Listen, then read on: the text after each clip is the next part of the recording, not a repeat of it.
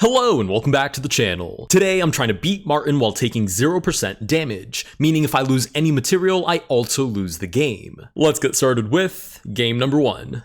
Alright, game number 1, and I think this challenge is going to force me to play a very different style of chess. I don't think that I can play super aggressively from the get-go, because even though Martin is a very weak bot and probably would fall for something silly, he will never fall for mate in 1. Which means, at the very least, I have to beat him with mate in 2 or more, and that usually involves a capture of some kind. So I think I'm actually giving myself the best fighting chance by waiting for Martin to come to me, and once we've exterminated enough of his pieces, then I can start thinking about how to coordinate, the final blow and win the game. But in the meantime, I have to be very aware of Martin's capacity to play very strange moves. For instance, if I were to play knight to f3 right now, something like bishop to g4 is already almost game ending. Because even if Martin makes a very normal trade, which normally wouldn't affect the game whatsoever, that would immediately lose me the game. Even worse, if I try to stop it with something like pawn to h3 by covering the g4 square, it also wouldn't be weird for Martin to randomly sack the bishop, which would also immediately end the game. So I feel like I have to be very prickly at the very start of the match and kind of just try and hold down as many squares as possible until pieces start coming out. In fact, I think I might actually intentionally develop my queen really early, because even though you're not supposed to do this, okay, and Martin's going to meet fire with fire and do something silly of his own by developing the king super early. I mean, if he completely loses his mind and develops a little too far out, then I definitely will go for checkmate. But anyways, for the time being, I am going to play a bit with my queen, because even though you're normally not supposed to do this, Martin isn't going to trap my queen anytime soon. And if I keep moving a whole bunch of pawns, say knight to e4 had been played before I developed my queen, I could take the knight for free, but then I keep pushing these pawns into the position, and eventually those are just going to be weaknesses which Martin could randomly sacrifice for, and again, would lose the game. So I think I'm just going to give this check, pick up this free pawn, and try and be happy with that. Okay, we're really pushing buttons today. King to c6, he tempts me. He tempts me and he does a very good job at it. I'm going to take this pawn for the time being. Knight goes back to e8, something like d4 immediately threatens mate in 1. The thing is, I know Martin is going to stop it. So knowing Martin, he'll either play king back to d7, or he'll play a6, or he'll play something that stops that checkmate. Maybe d5. Question is, do I want to do that to myself? I actually think I'm going to play knight to f3 first, because after d4, king d7, well, I guess I wouldn't have knight to e5 because of d5, but a5 is now on the board, which means a6 is no longer possible. So were I to play d4, there are only, well, I suppose there are 4 different moves technically that would stop the mate in 1. Those being king back to d7, which is the one that I'm most, I guess, worried about, because the king becomes safer, whereas with the king out here, I have a whole bunch of threats. Number 2 would be pawn to d5, which of course stops the queen from coming across the board, but allows knight to e5,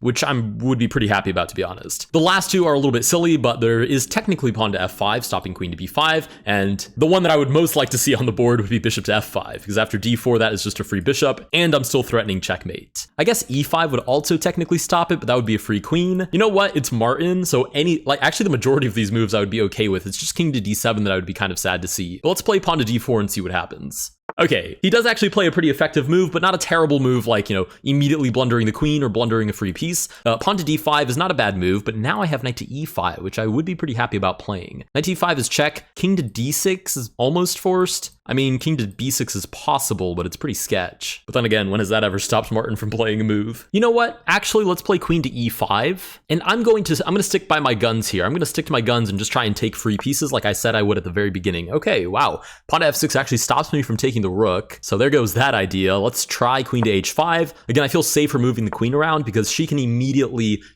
get into trouble and then right back out of trouble without too much hassle. Knight to d6 cuts off the queen from defending the pawn. So if I had 2 attackers on this, I could, theoretically threaten a capture, which I am allowed to do. I can damage Martin. I just can't damage my own pieces. I can't lose any of my own material. So is there any way for me to capitalize on this newfound weakness? Because it doesn't threaten checkmate in 1. So Martin could blunder this and still be, playing like normal Martin. It's all very dubious, but I think I'm going to try bishop to e2, bishop d1, bishop b3. I'm going to play this a little bit shy. Okay, king comes over to b6, so now there's nobody defending this pawn. So I think now I'm highly incentivized to capture this. Knight comes to d7.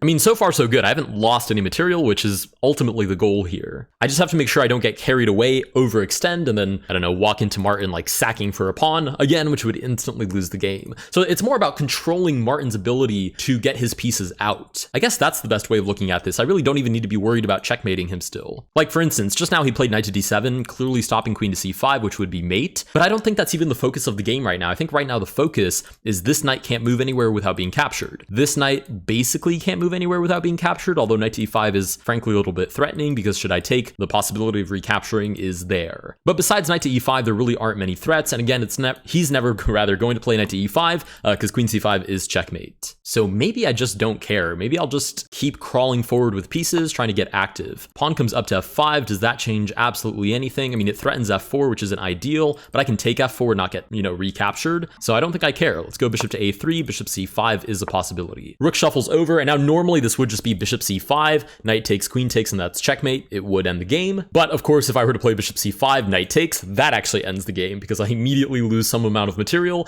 Doesn't matter that mate is on the board the next turn. And the worst part is I can't even play knight to e5 to draw the knight away and then play queen c5 because that also loses material. Loses, of course, being a word that I'm using rather loosely right now, but I can, technically not lose any amount of material ever for even a moment. So maybe we just keep developing. I mean, he's never going to allow mate in one, so eventually he, I was gonna say, should start giving away material. Bishop takes would actually be a very concrete threat. Rook shuffling over, which is now defended by the queen, would also be a very concrete threat. I mean, there's not much I can do to stop or start anything here, because I also can't really overextend and start creating new threats without getting captured. Can't centralize this knight. I mean, I could castle the king, I suppose, but I'm mostly playing a waiting game here. Okay, bishop slides back, which is also weirdly enough mortal threat on my position still, because any sort of sacrifice here could lose me the game. Wow, what do I do here? If I could get a knight to a4, that would be nice. Is there any universe where I play knight to c4 and he doesn't take? I mean, I'd like to get a knight to a4 to give check, but then that pushes the king back. Oh, and that would actually be checkmate, which Martin would not see because it's checkmate in 2. So I could risk it for the biscuit and just play knight c4. Should he not capture, knight b2 puts mate in 2 on the board in such a way where I don't lose any material, which actually is amazing. I could also go the long route with knight e1, knight d3, knight b2, knight a4. Again, a long route, but no risk of losing anything. And also, now that I think about it, that's check. And Martin would never play king to a7 because that's mate in 1, so pretty high chance that he takes, actually. Okay, let's go with knight to e1. I'm feeling pretty good about this. Okay, pawn to c6, boots the queen out, so the mating threats start to dissipate a little bit. But queen to e6 and queen to f3 are both still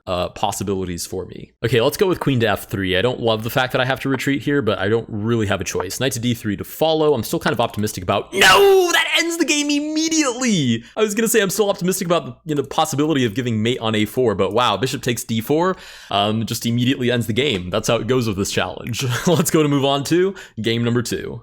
All right, game number 2. Let's try that again. I'm going to play even more prickly this time. I'm going to play pawn to e3 and then just play with my queen. So queen to h5, give me all of your free stuff or immediately defend it. Wow, it's very characteristic somehow of Martin to uncharacteristically defend when you least expect it. That is somehow his most common characteristic. Okay, let's just shuffle the queen around until something free falls from the sky. Okay, here comes a queen. That's either going to be a free queen or a sack on d2, which will also instantly end the game. Let's go queen to c4. Seems to be a lot of stuff going on the queen side. I was just gonna say, so let me bring my queen there, but then we get pawn to h5. Always something going on with Martin. Let's go queen to e4. Rook shuffles over. With any luck, he moves the knight. That'd be nice. Pawn to b6, no such luck. Queen to e5 just centralizes the queen. I have no idea if this is the most effective way to do this, but I don't know. I'm seeing, loose possibilities. Okay, let's grab that rook. All I need him to do is just not sacrifice the queen like an actual Looney Tunes character. Let's take the knight. King shuffles over, we'll take the bishop as well. Okay, so far so good. King comes out to play. The worst part is that his queen is developed, so he could just take anything and win the game immediately. It's not like he knows that, but I know that, which is quite horrifying. Let's take this. And he does have a tendency to lose material by sacrificing randomly, but okay. We're grabbing a whole bunch of pieces. I'm feeling pretty good about this. Again, I'm not going to go for checkmate until I actually see a checkmating possibility, but I'm more than happy to pick up all of these free pieces.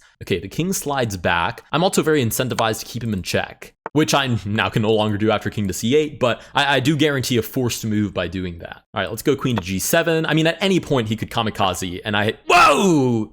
That was really close. Rook to f2 would have been crazy. And again, instantly ended the game, but there's nothing I can do about it, so I might as well just play into it with some species of optimism. I could take the rook. If the bishop takes back, I mean, it would be a very Martin-esque move, but I feel like I need to get this off my plate. Otherwise, there's just too many chances for Martin to just lose his mind, so I'm going to take the rook. Oh, the bishop takes back. Martin, have you ever heard of a knight? Please, please.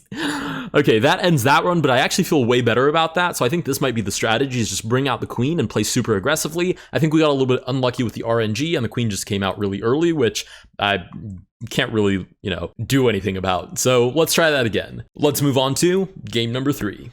All right, game number 3. I think we're running the same route. Pawn to a5. Let's go queen to e2, and I'm like a little shark. ready to snap up any free material that I see. Perfect. That's free material number 1. Bishop comes out. Let's target g7 for hopefully free material number 2. Oh, kingside castles. Is there any universe that I do this and he blunders mate in 2 without me capturing anything? Because h6 doesn't actually allow a capture since the pawn would be pinned. Or do I stick with the strategy of just hanging out with my queen? I mean, how bad could it be to develop one more bishop? You know what I mean? How bad could this possibly be? We get pawn to g6 immediately, which is quite surprising. It makes me want to play b3, bishop out, and then look for some kind of forced mate idea. I can no longer play this, however, because now the knight capture is a little too realistic and probable for Martin. You know what? Let's try it. Let's try pawn to b3. Queen shuffles over. Let's go pawn to a4, so a4 is never an idea. Knight comes out to h5, targets the queen. You'd imagine queen to h6 is justified. Bishop slides back. Ooh, okay. It's so tricky because, again, something like bishop b2 here is normally a no-brainer move because then you just play like g4 take and then there's mate. But the problem is if I take the knight, this pawn will take back. And then I don't even get as far as checkmate because I instantly lose the game. I do still think bishop b2 makes sense though. I think it's a sensible move nonetheless. Okay, queen comes up to e7. What to do? I mean, I still can't play g4 because it's not like he's ever going to blunder mate in 1. It's Martin. He like physically cannot. It's not in his programming. He's like actively programmed to never fall for it. So how do I continue this? Might have to wait around again. I mean, I would just hate to see something like queen g5 pop up. So maybe I can discourage it with knight to f3. Ooh, okay, pawn to d5. Pieces are getting ready to come out here in just a moment. Let's go knight c3 and try and grab this pawn. It also takes queen g7 mate in 1 off the board, which means we kind of allow Martin to get rid of this knight, and then maybe we can have some sort of mating threat. Bishop f5 is really quite horrible to see because it drops this pawn. But I can't leave this bishop here. So quite against my will, I'll play bishop to e2, but I do risk dropping this pawn. But it's Martin, so he plays king to h8. Triple exclam. I mean, knight d5 surely, right? Knight d5 with check. Pawn comes up to f6. Count on Martin to play some unexpected moves. I might have to play like c4 here, because that's the only threat he has. Obviously, I can't take the queen because the recapture again ends the game. So let's try pawn to c4.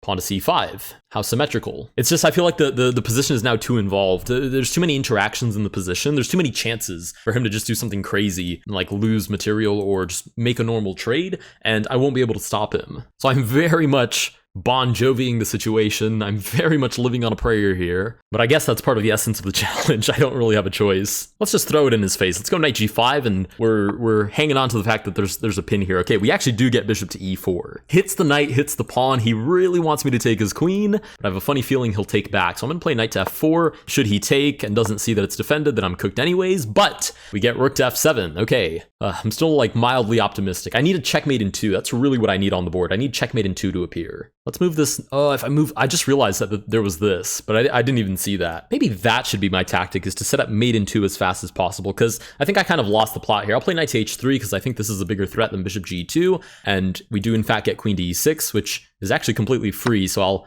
play my hand at taking that and knight to d7, but okay, never mind. I'm actually kind of optimistic about this now that the queen is gone, but should this not work, I think the next game I'm going to try and set up mate in 2 as fast as possible, just without a capture involved. Let's go rook over, so he's less incentivized to take, and we do get bishop to e7. Wow, I actually think I'm like doing a thing here. I think I'm actually doing stuff. Okay, should I just play g4 so he can't take anything? Or should I play knight g5, which threatens mate in 1, which he's guaranteed to see, so he'll have to defend it. Do I even benefit from that though? I actually don't think I do. I think I benefit more from just getting this pawn out of the way. Knight to e5, how amusing. Threatens the pawn. Can't really take because pawn takes back. Could play g5, could capture, and it's Martin, so he might not take back. I mean, this pawn is under fire anyways, and I don't really see how to stop that. So I think I'm gonna take. I think I'm just gonna commit to the bit. Okay, we do get pawn to b6. He doesn't take back, which is quite amusing. I could just take again. But there's so many different ways to recapture that I'm quite scared of that possibility. The worst part is there are so many ideas here that would normally work, like knight to g5, for instance. Pawn takes, bishop takes, and there's like so many mating threats. Like if bishop to f6, then I just take with my bishop, rook takes back, queen to g7 is mate. I mean, there's a world of possibilities here, but they all involve losing some kind of material, which is like exactly what I can't do. You know what? At some point, you just gotta commit. Let's take this pawn. Oh, knight to d3 is check. I mean, it threatens this. I'm gonna move the king out of the way. Maybe, oh, he takes the bishop. How did you see that? How did you see knight to d3, check, and wins the bishop, and you missed all of this? How did you miss this half of the board? He's playing on the queen side today, it seems. Okay, that didn't work, but to be honest, I wasn't really thinking it would after we got a little bit too deep in the sauce. Let's move on to game number 3. Or rather, game number 4. What game are we on? You guys already know I can't count past 3. Let's move on to the next game. All right, let's try this again. Maybe the strat is to set up mate in 3 as fast as possible. Or rather, mate in 2. I don't even need mate in 3, I just need mate in 2. He's playing super aggressively, which is quite fascinating, but I think f7 is the only place that that's going to happen. We get pawn to h5. If this doesn't open up in about 2 more seconds, then I might actually just resign the game and try again. I think what I need him to do is to move the f pawn, and then for me to somehow set up mate in 2 that he doesn't see.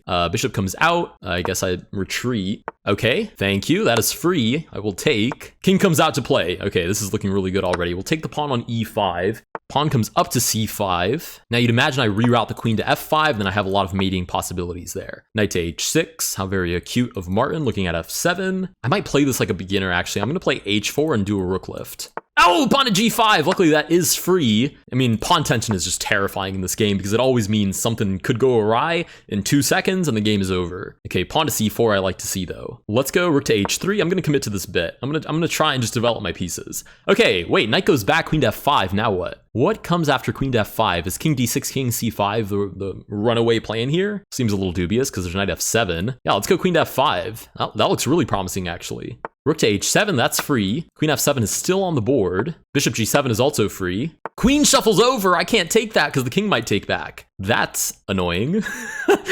Okay. And I can't also leave this tension here because that's too high risk. Oh, but where do I move the bishop? There's nowhere safe for the bishop to move. What do I have to do, like threaten mate in 1 so he doesn't take my bishop? Maybe knight g6. Knight g6 is check, so he has to respond to that at least. King comes out to play. Have I just dug myself a deeper grave? I mean, this is free now, but I might drop the knight. Okay, I don't. Oh, this is really good. This is actually a super solid run now. Okay, what do I do here specifically? I need to be very precise. Let's take this way. Takes the tension off the knight. Knight comes to e7, but I have queen to e5 check, dropping the knight. And the thing is, his king is so weak here.